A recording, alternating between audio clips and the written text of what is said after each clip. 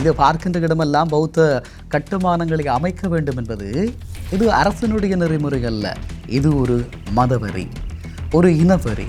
இந்த இனவரித்துவத்தோடு மதவரித்துவத்தோடு அரசினுடைய ஒரு அமைப்பு இயங்க முடியாது. மாற்றத்தை ஏற்படுத்தி இருப்பதாக சூளுரைக்கின்ற ஜனாதிபதி இந்த விவகாரத்திலே இடம்பெறுகின்ற மாற்றங்களை பற்றி சிந்திக்க வேண்டும். வடக்கு கிழக்கிலே எங்கு பார்த்தாலும் தொல்லியல் திணைக்களத்தினுடைய பிரச்சனை இருக்கிறது. கன்னியாவில் இருக்கிறது, தாந்தாமலையில் இருக்கிறது, திருக்கோணேஸ்வரத்தில் இருக்கிறது, வெடுக்கனாரி மலையில் இருக்கிறது, குருந்தூர் மலையில் இருக்கிறது, தையட்டியில் இருக்கிறது, நயினாதேவியில் இருக்கிறது, காங்கேசந்துறையில் இருக்கிறது, அம்பாறையில் இருக்கிறது, உகந்தை மலை முருகன் ஆலயத்தில் இருக்கிறது. எங்கெல்லாம் மலைகள் இருக்கிறதோ அங்கெல்லாம் தொல்லியல் திணைக்களம் இல்லை பதாதைகளை இடுகிறது, புத்தரை கொண்டு வைக்கிறது. என்ன நோக்கத்திற்காக இதை செய்து கொண்டிருக்கிறீர்கள்?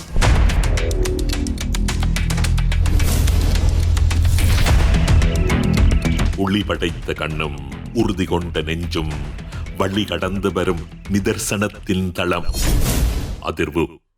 இது கொதிநிலைகளின் களவளம். வணக்கம். இது ஐபிசி தமிழின் இன்றைய அதிர்வு. இன்றைய நாடும் பேசப்பட வேண்டிய ஒரு சில முக்கியமான விடயங்கள் தொடர்பாக பேசிக்கொள்ளப் போகிறோம். இலங்கையில் தொல்லியல் திணைக்களம் என்கின்ற திணைக்களம் இருக்கிறது என்பது எல்லோருக்குமே தெரியும். ஏனென்று சொன்னால் இலங்கையினுடைய அரச கட்டமைப்பில் ஆக அதிக அளவிலான ஆக்கிரமிப்புகளை செய்வதற்கான ஒரு அடையாளமாக, அல்லது ஸ்ரீலங்காவினுடைய ஒரு அரசு திணைக்களம் பொதுமக்களுடைய காணிகளை பிடிக்கிறது, அல்லது பொது நிலங்கள் குறிப்பாக வடக்கு கிழக்கினுடைய நிலங்களை தங்களுடையது என உரிமை கோருகிறது என்று சொன்னால் அது தொல்லியல் திணைக்களம். இப்போது இந்த தொல்லியல் திணைக்களத்தினுடைய அட்டகாசம் வடக்கு கிழக்கில் இருக்கக்கூடிய மக்களிடம் சென்று உங்களுக்கு யாரால் அதிகளவான பிரச்சனை இருக்கிறது என்று கேட்டால் அவர்கள் சொல்லுகின்ற பரவலான பதில் தொல்லியல் திணைக்களம், இல்லை என்று சொன்னால் வனவள திணைக்களம். ஸ்ரீலங்காவினுடைய தென்பகுதியில் இந்த தொல்லியல் திணைக்களத்தினுடைய அட்டகாசம் காணி பிடிப்பு இல்லை. அதே போல வனவள திணைக்களம் வனஜீவராசிகள் திணைக்களத்தினுடைய எல்லைக்கற்கள் தென்னிலங்கையில் போடப்படுவதில்லை. ஏன் வடக்கு கிழக்கில் இது போடப்படுகிறது? இது மிக நீண்ட நாட்களாக இருக்கக்கூடிய கேள்வி. அன்று ஸ்ரீலங்காவை கொடூரமாக ஆட்சி செய்தார்கள் ராஜபக்சர்கள். அவர்களுடைய காலப்பகுதியில் தமிழ் நிலங்கள் ஆக்கிரமிக்கப்பட்டது, தமிழர்களுடைய இருப்பை அவர்கள் கேள்விக்குள்ளாக்கினார்கள் என்று சொன்னோம். சரி, அப்படியே இருக்கட்டும். இன்று ஆட்சி மாறி இருக்கிறது, இதனால் பல மாற்றங்கள் உருவாகும் என்று சொல்லி வாய்களிய பேசிக் கொண்டிருக்கக்கூடிய ஒவ்வொருவருக்கும் உண்மையில் இங்கு காட்சி மாறவில்லை என்கின்ற விடயம் தெரியுமா இல்லையா? இப்படி ஒரு கேள்வி மிக நீண்டதாக இருக்கிறது. உங்களுக்கு தெரியும், திருக்கோணேஸ்வர ஆலயம் மிகப்பெரிய அளவிலே தொல்லியல் திணைக்களத்தினுடைய கெடுபிடிக்குள் இருக்கிறது. அங்கு ஆலமரத்திலே ஒரு கிளை வெட்டியதாக ஆலயத்தினுடைய அறங்காவலர் சபையை கொண்டு அப்படியே சிறையில் அடைத்திருந்தார்கள். இப்படி நிறைய பிரச்சனைகள் இருக்கிறது. இன்று தொல்லியல் திணைக்களத்தினுடைய கட்டுப்பாட்டில் இருக்கக்கூடிய திருக்கோணேஸ்வர ஆலயம் ஈழத்தமிழர்களுடைய பாடல் பெற்ற 2 திருத்தலங்களில் ஒன்று. அதுபோல திருக்கோணேஸ்வரத்தை போலவே பாடல் பெற்ற இன்னொரு தலம் திருக்கேதீஸ்வரம். திருக்கேதீஸ்வரமும் இப்போது தொல்லியல் திணைக்களத்தினுடைய பார்வைக்கப்பட்டிருக்கிறது. உண்மையில் அது ஒரு தொல்லியல் இடம், மறுக்க முடியாது. அதாவது இலங்கையில் இருக்கக்கூடிய 2 ஆலயங்கள் தான் தேவார பாடல் பெற்றிருக்கக்கூடிய ஒன்று. அந்த 2 ஆலயங்களில் ஒன்று திருக்கோணேஸ்வரம், திருக்கேதீஸ்வரம். ஆகவே இப்போது அது தொல்லியல் இடமா இல்லையா என்பது பிரச்சனை இல்லை. தொல்லியல் திணைக்களம் இரவோடு இரவாக திருக்கேதீஸ்வரத்தில் எப்படி பதாதைகளை நாட்ட முடியும்?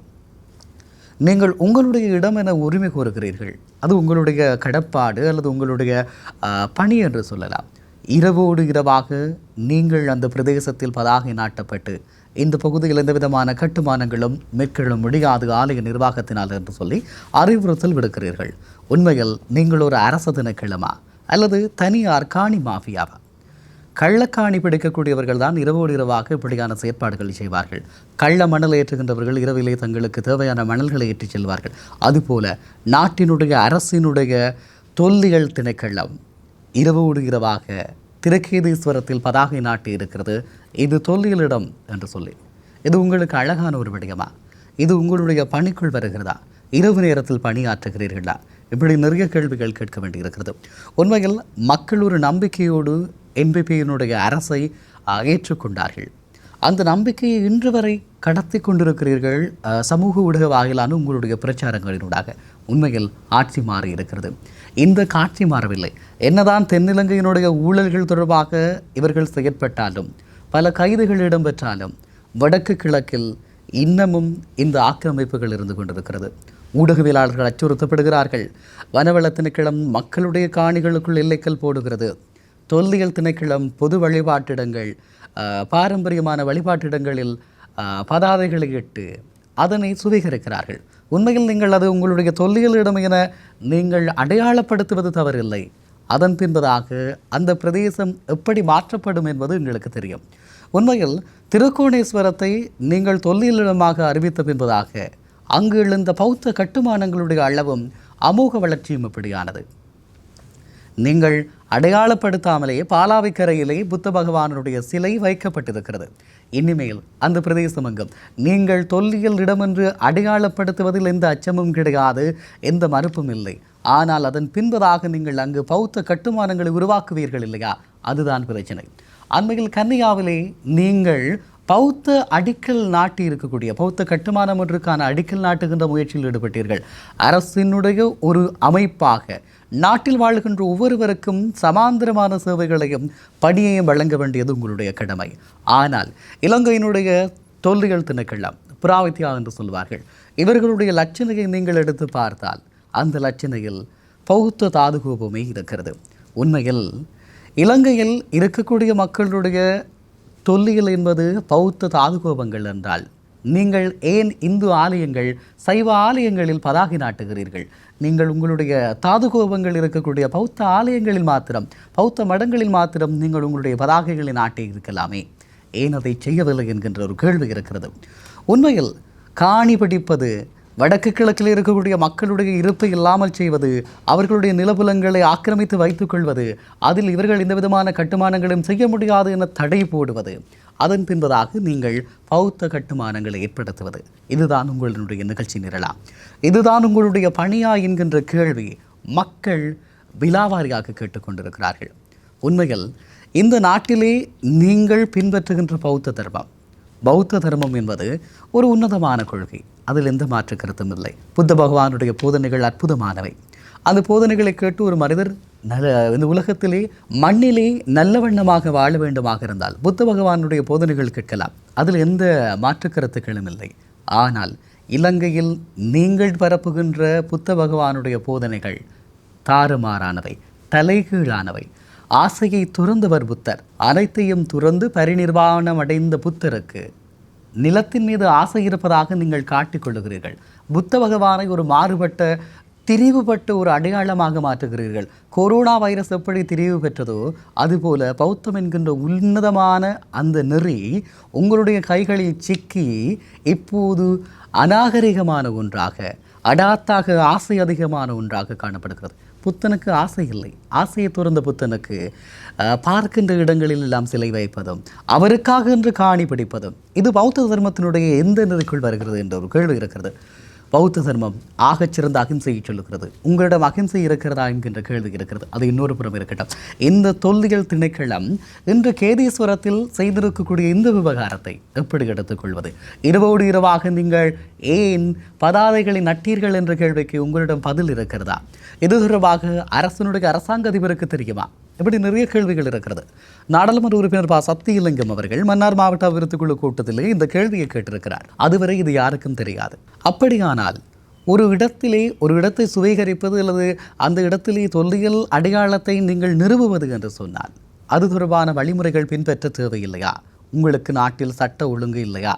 இந்த படிமுறையின் அடிப்படையில் தான் நீங்கள் செயற்பட வேண்டும் என்பது இல்லையா? இப்படியான நிறைய கேள்விகள் இருந்து கொண்டிருக்கிறது. உண்மையை சொல்லிக்கொள்ள வேண்டுமாக இருந்தால் நீங்கள் மிக தெளிவாக ஒரு விடயத்தை புரிந்து கொள்ள வேண்டும். இலங்கை ஜனநாயக சோசலிச குடியரசு என்பது இந்த நாட்டில் வாழக்கூடிய தமிழர், சிங்களவர், இஸ்லாமியர், ஏனைய இனங்கள் அனைவருக்கும் சொந்தமானது. வெறுமனை பௌத்த மதத்திற்கு சொந்தமானது அல்லது இதை பார்க்கின்ற இடமெல்லாம் பௌத்த கட்டுமானங்களை அமைக்க வேண்டும் என்பது இது அரசினுடைய நெறிமுறை அல்ல. இது ஒரு மதவெறி, ஒரு இனவெறி. இந்த இனவரித்துவத்தோடு மதவரித்துவத்தோடு அரசினுடைய ஒரு அமைப்பு இயங்க முடியாது. மாற்றத்தை ஏற்படுத்தி இருப்பதாக சூளுரைக்கின்ற ஜனாதிபதி இந்த விவகாரத்தில் இடம்பெறுகின்ற மாற்றங்களை பற்றி சிந்திக்க வேண்டும். வடக்கு கிழக்கிலே எங்கு பார்த்தாலும் தொல்லியல் திணைக்களத்தினுடைய பிரச்சனை இருக்கிறது. கன்னியாவில் இருக்கிறது, தாந்தாமலையில் இருக்கிறது, திருக்கோணேஸ்வரத்தில் இருக்கிறது, வெடுக்கனாரி மலையில் இருக்கிறது, குருந்தூர் மலையில் இருக்கிறது, தையட்டியில் இருக்கிறது, நயினாதேவியில் இருக்கிறது, காங்கேசந்துறையில் இருக்கிறது, அம்பாறையில் இருக்கிறது, உகந்தைமலை முருகன் ஆலயத்தில் இருக்கிறது. எங்கெல்லாம் மலைகள் இருக்கிறதோ அங்கெல்லாம் தொல்லியல் திணைக்களம் இல்லை பதாதைகளை இடுகிறது, புத்தரை கொண்டு வைக்கிறது. என்ன நோக்கத்திற்காக இதனை செய்து கொண்டிருக்கிறீர்கள்? இந்த கேள்விகளும் அதிருப்திகளும் பௌத்த தர்மத்தின் மீதானது கிடையாது, இலங்கையினுடைய தொல்லியல் திணைக்களத்தின் மீதானது. ஆகவே அரசும் ஜனாதிபதியும் இனிமேலாவது இந்த நாட்டில் பௌத்த தொல்லியல் துறை இல்லை, இது நாட்டிற்கான தொல்லியல் துறை என்கின்ற நிலைப்பாட்டை எடுக்க அனுமதிப்பார்களா? ஆட்சி மாறி இருக்கிறது, காட்சி மாறி இருக்கிறதா என்ற கேள்விக்கு பதில் சொல்வார்களா? உண்மையில் இன்று திருக்கேதீஸ்வரத்தில் இடப்பட்டிருக்கக்கூடிய வளைவும் தொல்லியல் திணைக்களத்தினுடைய அந்த நகர்வுகளுக்கு மேன எதிர்ப்பு கிளம்பு இருக்கிறது என்று சொன்னால் திருக்கோணேஸ்வரம் நல்ல உதாரணம். திருக்கோணேஸ்வரத்தை தொல்லியலிடமாக அறிவித்திருக்கக்கூடிய நீங்கள் அங்கு இராணுவத்தினருக்கான படைமுகாமை வைத்திருக்கிறீர்கள், அவர்கள் கட்டுமானங்களை செய்கிறார்கள். அங்கு பௌத்த தலம் கோகர்ண விகாரை அமைத்திருக்கிறீர்கள், அங்கு கட்டுமானம் இடம்பெறுகிறது. ஆனால் பழமையான 3ஆம் நூற்றாண்டு கால பகுதியிலேயே திருஞான சம்பந்தரால் பாடல் பெற்றிருக்கக்கூடிய திருக்கோணேஸ்வரத்திலே எதுவும் செய்ய முடியாது. அந்த ஆலய நிர்வாகம் எதுவும் செய்ய முடியாது. இன்னொரு புறமாக அடாத்தாக ரத்னபுரியிலிருந்து அழைத்து வரப்பட்ட சிங்கள குடும்பங்கள் அந்த பகுதி எங்கும் கடைகள் வைத்திருக்கிறார்கள். அந்த கடைகளிலேயே கருவாட்டுக்கறி இருப்பதாக சொல்லப்படுகிறது. போதைப் பொருட்களோடு பலர் பிடிபட்டிருப்பதாக சொல்லப்படுகிறது. இப்படியான சம்பவங்கள் எல்லாம் இருக்கிற போதும் நீங்கள் ஏன் இதனை கண்டுகொள்ளவில்லை? ஆகவே ஆலயங்களினுடைய புனிதத்தன்மையை கெடுத்து அல்லது அந்த ஆலய வளாகங்களை உங்களுடைய வயப்படுத்தி அங்கு பௌத்த கட்டுமானங்களை நிறுவுவதுதான் உங்களுடைய இலக்கா? இதுதான் தொல்லியல் திணைக்களத்தினுடைய பணியா என்கின்ற கேள்வி இயல்பாகவே எழுகிறது. வடக்கு கிழக்கு எங்கேயும் உங்களுடைய ஆக்கிரமிப்புகள், நிச்சயமாக இது ஆக்கிரமிப்பு. ஏனென்று சொன்னால் அரசனுடைய ஒரு திணைக்களம் தன்னுடைய செயற்பாட்டை அல்லது தன்னுடைய பணியை செய்ய வேண்டுமாக இருந்தால் அதற்கான படிமுறை இருக்கிறது. நள்ளிரவில் வந்து பதாதைகளை இடுவது அரசினுடைய செயற்பாடா? இப்படியான கேள்விகள் நிறையவே இருக்கிறது. இலங்கையில் தொல்லியல் திணைக்களம் நடந்து கொள்கின்ற விதம், குறிப்பாக இலங்கையினுடைய வடக்கு கிழக்கு பிராந்தியங்களில் நீங்கள் நகர்த்துகின்ற இந்த நடவடிக்கைகள் எப்போது நிறுத்தப்படும்? ஸ்ரீலங்காவினுடைய ஜனாதிபதி அனுரகுமார திசாநாயக்க அவர்கள் மாற்றத்தை ஏற்படுத்தியதாக சொல்லக்கூடியவர். அனுரகுமார திசாநாயக்க அவர்களுடைய தோழர்களாக வடக்கு கிழக்கிலே நாடாளுமன்ற உறுப்பினர்களாக இருக்கக்கூடியவர்கள் இந்த நாட்டினுடைய நல்லிணக்கத்தையும் மதவாதத்தையும் இனவாதத்தையும் வீழ்த்தி விட்டோம், தோற்கடித்து விட்டோம் என்று சொல்லுகின்ற ஜேவிபியினுடைய தோழர்கள் இந்த காட்சி மாறாத நிலைமை தொடர்பாக ஜனாதிபதியிடம் எடுத்துச் செல்வீர்களா? அல்லது உங்களுடைய அரசு திணைக்களத்திடம் நீங்கள் அடாத்தாக மக்களுடைய காணிகளை, ஆலய நிலங்களை பிடிக்காதீர்கள் என்று சொல்ல முடியுமா? இந்த கேள்வியோடு விடைபெறலாம். நன்றி உறவுகளை, நாளை மற்றொரு அதிர்வினூடாக உங்கள் அனைவரையும் சந்திக்கிறேன். ஐபிசி தமிழ் நியூஸ் என்கின்ற எங்களுடைய யூடியூப் பக்கத்தை பின்தொடருங்கள். வணக்கம்.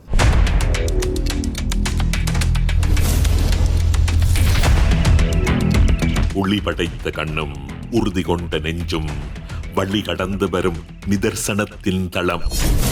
அதிர்வு இது கொதிநிலைகளின் களம்.